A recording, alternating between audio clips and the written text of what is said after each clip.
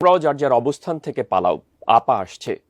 এবার শেখ হাসিনা আবারও ফিরে আসার হুঙ্কার দিলেন। তিনি বলেন, বাংলাদেশের সঙ্গে আওয়ামী লীগের সম্পর্ক অনেক গভীর, দেশের অসমাপ্ত উন্নয়নের কাজ এগিয়ে নিতে সবমহিমায় ফিরে আসবে তারা। তিনি আরও বলেন, আমাদের শিকড় অনেক গভীরে, এই দেশের জন্মের সঙ্গে আওয়ামী লীগের সম্পর্ক।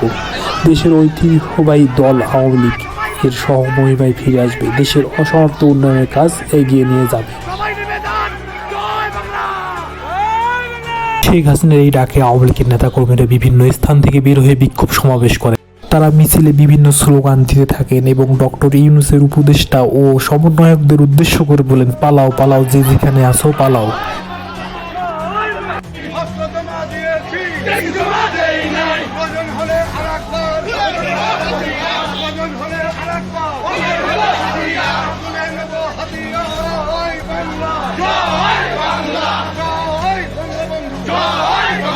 এদিকে আওয়ামী লীগের নেতাকর্মীরা বিভিন্ন স্লোগান দিয়ে মুখরিত করেন পুরো রাজপথ এবং তারা বলেন, এই মুহূর্তে দরকার সেনাবাহিনী সরকার, সেনাবাহিনী সরকার এই মুহূর্তে দরকার।